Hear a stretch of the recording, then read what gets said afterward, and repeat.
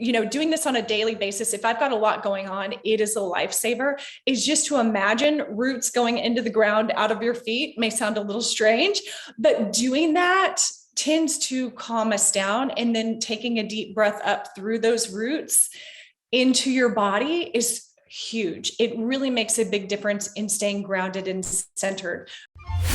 Welcome to the Jennifer J. Hammond Podcast.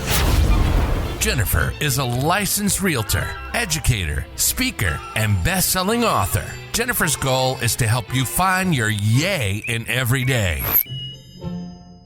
Hello. It's Jennifer J. Hammond, and I'm so excited. As you know, I love when I can bring you amazing guests who are going to bring some light and happiness into your life. We're going to talk about real estate a little bit, but we're going to take it from a completely different viewpoint. So we have Amanda Hainline. She is an emotional freedom mentor, intuitive healer, and author of best-selling new book, Feel Better in 5 Minutes, an empowering guide to gain control over your emotions. She helps people find freedom from anxiety, depression, and stress through energy healing. Yay! So Amanda, welcome to the show. I'm so glad to be here. Thank you so much for having me.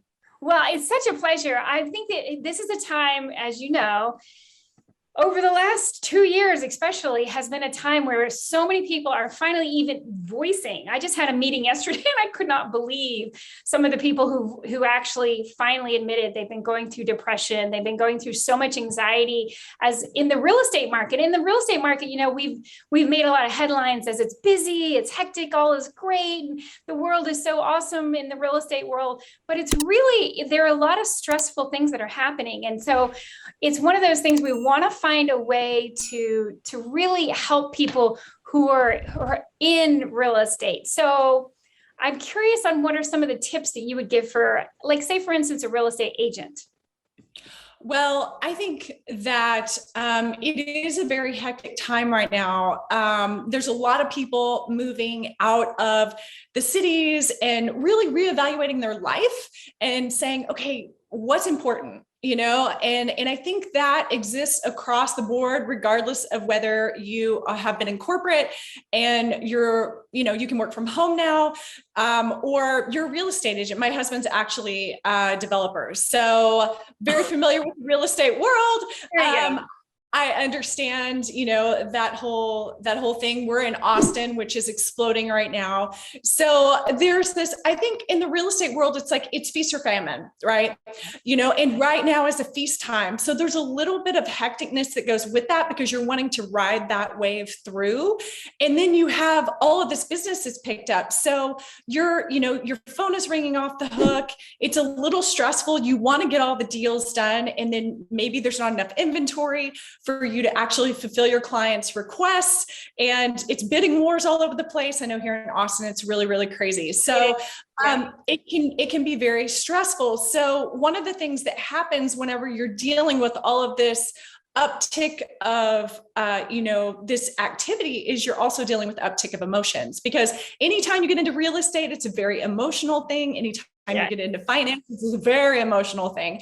So keeping yourself in an objective place is the best thing you could possibly do. Kind of protecting yourself energetically from your clients, because, sometimes they're throwing tomatoes at you, verbal tomatoes and energy tomatoes, and you're like ducking and trying to stay kind and objective. It's tough, right? Yeah. So one of the things you can do if you're going into an adversarial conversation, if you have to call that client and say, oh, we didn't win the bid, or whatever it is, just having kind of an energetic shield up and saying, I choose to protect myself from this energy that I know is going to be coming my way. You can just set the intention to have, imagine a shield around you that energy is going to bounce off of. Imagine it made out of rubber or Teflon or something, steel if you need to kind of keep that energy at bay, so you're not taking that on. Because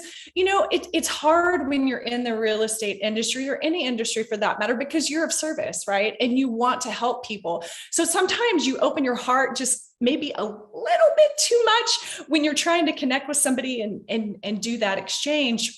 you tend to be a little empathic, you're taking on that energy. So having a shield up just to protect yourself so that you can stay in a really calm, grounded, objective place when you're saying, hey, we didn't get this, but, I found this other opportunity. I think it'd be really good for you, and just kind of warding off that anger, that frustration that person has. You're like, I really understand where you're coming from. Being empathetic, but not taking that on is really a key. And also the other thing that's important is to stay very grounded. And one of the ways you can stay really grounded, doing this on a daily basis, if I've got a lot going on, it is a lifesaver, is just to imagine roots going into the ground out of your feet. May sound a little strange, but doing that tends to calm us down. And then taking a deep breath up through those roots into your body is huge. It really makes a big difference in staying grounded and centered, because you're in the middle of a whirlwind, just imagining that you're the peace and calm, the eye of the storm, and you're just observing everything around you rather than getting sucked up in all of the hecticness going on around you. And you're going to be much more productive. You're going to feel better. You're going to be able to take better care of yourself, because when we get in that hectic space, it's really hard for us to remember to, go to the doctor if we need to, take some time for ourselves, take a bath, take a walk in nature, whatever. 5-10 minutes even it's huge. It makes a big difference in self-care and balance. Well, I love that you say that, take a walk in nature. I actually have the person who's on the other side of the deal, and he's being very unreasonable in a lot of ways. And I won't go into the details, but enough to say that every time I see a message from him, it immediately just makes me feel, all those negative vibes that I feel like he's sending my way. And I realize that I've had to end up just taking a walk, and I won't respond to him right away. Now I actually take a walk, and then I okay, so how am I going to be positive regardless of how negative he is? It's almost like, you feel like all these darts are coming your way, and you're like, okay, I'm dodging them, but I feel like sometimes, some of them get you, and then you're like, oh, I'm bleeding emotionally. Yes, exactly. No, it's interesting. Whenever I'm looking at energy, a lot of times people come in and they'll say, oh, this person's really upset with me. And they're just, it's carrying what happens. One of the energetic defense mechanisms, and I can't get, super deep into it, but just in general, people will literally throw energy darts. It's a defense mechanism people have, because they're mad, and it's from things they're holding inside. It's like, if they're throwing that at you, they're that much more miserable inside themselves. They've got traumas they need to work on. They've got abandonment issues they need to work on. There's just PTSD. There's a lot of things going on inside themselves that they feel like they have to use that as a defense. So knowing that piece helps you to have compassion and be objectively detached rather than taking it personally. I think that's a huge piece of it. But going for work is fantastic. Taking time for yourself, not feeling the urgency to respond to someone that's adversarial to you is huge, because it puts you in a much better place mentally and energetically to deal with that person, because you can collect yourself, right? If you throw yourself out there too fast, you're going to trip and fall into head first into the darts. But if you take a moment and just say, okay, I know what this is going to be about. I'm mentally prepared. And then you can step forward, because you've been allowed, you've allowed yourself that time, that self-care to collect your thoughts ahead of time. So that's a huge thing. I think that's great. And I think that when you said 5 minutes, it's amazing how long 5 minutes is, because I've even looked at, if you really just take time to even just take those deep breaths, as you were talking about, from your roots all the way up, and you really look at what 60 seconds is, if you're taking a moment, that's a long time, because we rush. It's a long time. And one of the things that I tell people about the book is, once you get this down, like if you can envision roots going into the ground and sinking really deep and then breathing up through them, I mean, honestly, you can do it in as quick as 30 seconds. Yeah. And it's really fast, but 5 minutes, if you're not used to energy work, if you're not used to kind of taking that mental time and that mental break and envisioning and things like that, it can take you a little bit more time, but it's like anything else. Once you get it down, it's very quick. I mean, it can be done in a matter of seconds. So that's the good thing about all the techniques in the book is once you get them down, it's old hat, and they build on each other throughout the book. So once you get the basic one down, learning the next one is that much easier and faster. And one thing in your book you talk about is about colors and different colored foods, even like eating when you're eating, because a lot of times, of course, when we're frustrated, we have a tendency to go like, okay, that's it. I'm having ice cream, or I'm going to have the junk food that I never would have. So will you talk a little bit about how that also feeding the body also allows your body to be in such good shape that, again, emotionally, spiritually, you have better armor to keep those those darts from sinking in? Yes, because what happens is whenever we are feeling off energetically, everything starts energetically as a disturbance in your energy system, and then it goes to the emotional states, and then it goes to the physical states, right? So, I'm just as guilty as anyone else if something's going wrong. Sometimes I'm like, I just want ice cream, or I just want to, but if I come back to center and say, okay, wait, is that supportive? Why do I feel like I need to do that? Because what sugar does is it actually is a dopamine dump. So you're trying to make yourself feel better with that. But if you say, okay, instead, I'm going to eat healthy fats, I'm going to go get an avocado instead, it's actually for the heart, that's the heart center. I'm going to go eat a salad. That's heart center. That's the color of that. Colors are interesting because our energy system actually needs those to be balanced. When I look at someone's energy system and it's imbalanced, a lot of times it'll be gray and mucky, it'll be very congested from energy they've picked up from other people, or just, you can even get it walking through the grocery store. If somebody was really angry in an aisle, you can pick up that stuff and take it home. Why am I so mad? And that's, it happens all the time and we don't even realize it. So with color, if you're feeling like lack of confidence, like just kind of like, well, I don't want to do that. I don't want to be here. That very introverted feeling that a lot of us, I know introverts get, I get that.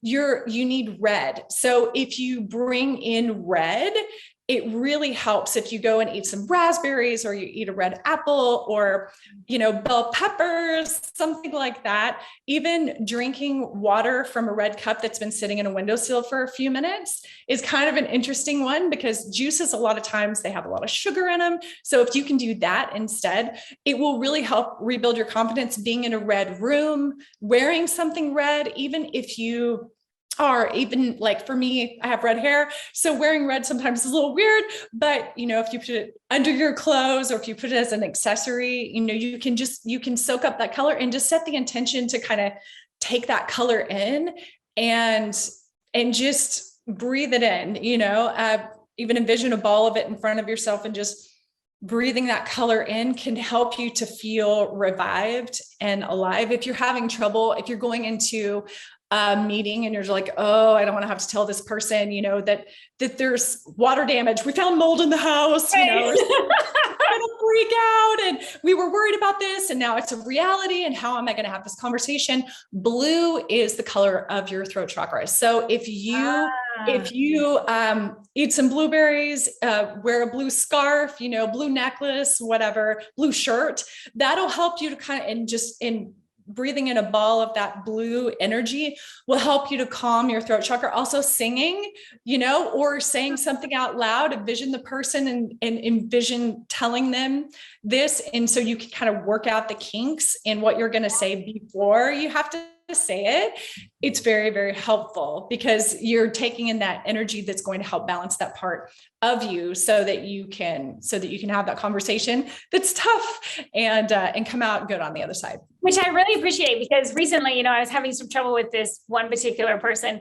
And it's so funny because I've been craving blueberries. So I literally went to the store just to get some amazing organic blueberries. And every so often I've been over there, I need some more blueberries. I need some more blueberries. And I was wondering, but it totally makes sense, because I definitely have needed that calming, because it's just somebody who's being so unreasonable that And yet the whole world revolves around this person from his viewpoint. And I'm like, oh my gosh, there's so many other people's lives that you're impacting and you just don't care. And like, it doesn't matter what I do to try to explain or to try to reason with him. And I'm like, oh, and I'm like, so I just need to keep staying calm and just see, is there any way that we can continue moving this forward?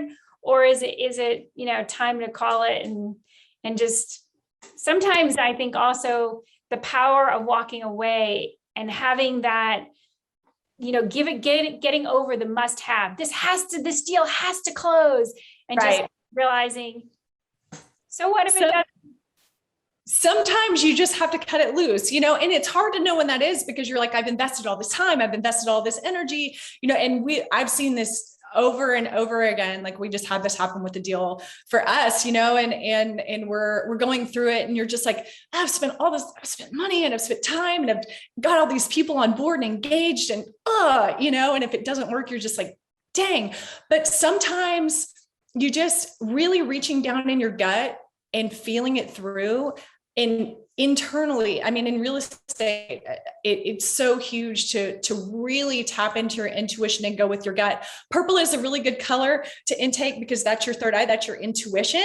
So wearing a purple sweater, having purple around you, eating grapes, whatever you have to do to get that color purple in your energy system, a lot of times will help you with that. And also orange and red will help you really get to the gut core of the deal, really feeling through all the layers of the deal, not just the people involved, but the energy of whatever land or building you've got going on, the environment around it. It takes a little, and maybe a little bit outside the scope of most people's thought process, but when you're feeling through it, how does it feel? Does it feel doable? Does it feel like it's in alignment with something getting done? Or the buyer and seller aligned in some way that we can come to some kind of concordance that works long-term to get it done. Because sometimes walking away is sometimes the best thing you can do.